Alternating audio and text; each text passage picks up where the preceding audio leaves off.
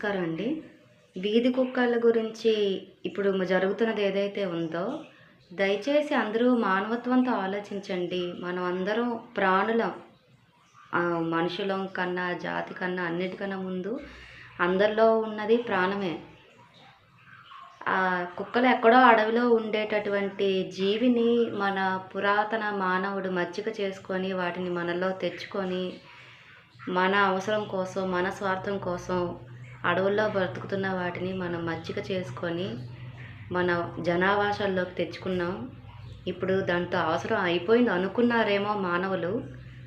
అలా పొరబడి వాటి అవసరం ఇక ఉండదు అనుకొని వాటిని ఇంత దారుణంగా అణిచివేయాలి, ఇంత దారుణంగా తుడిచివేయాలి అని చూడటం అస్సలు మంచిది కాదండి. కానీ దానిపైన మానవత్వాన్ని చూపించండి, జాలిని చూపించండి.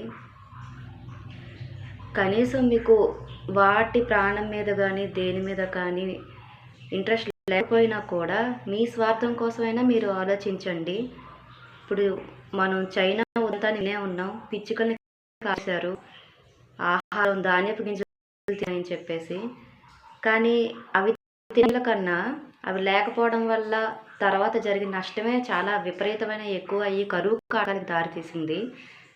అలాగే ఈ కుక్కలు అనేవి లేకపోతే కనుక ఫ్యూచర్లో ఎటువంటి ప్రమాదం జరుగుతుందో మనం ఊహించలేక ఇటువంటి తప్పులు చేస్తున్నాం అనుకుంటున్నాను. ఆ చైనా ఉదంతం కూడా వాళ్ళు ఊహించలేదు. ఫ్యూచర్లో ఇటువంటి ప్రమాదం ఇంత కరువు కాటకాలకు దారితీసిందని వాళ్ళు ఊహించలేక ఆ జాతిని అనవసరం అనుకుని నశింపజేశారు. అదేవిధంగా కుక్కల విషయంలో కూడా మనం తప్పు చేస్తున్నాం అనిపిస్తుంది. దయచేసి మనం అందరం ఆలోచిద్దాం. మీ స్వార్థం కోసమైనా మీరు ఆలోచించి ఈ కుక్కల విషయంలో ఇప్పుడు జరుగుతున్న దాన్ని ఆపడానికి అందరూ మనసు పెట్టండి దయచేసి. ధన్యవాదాలు.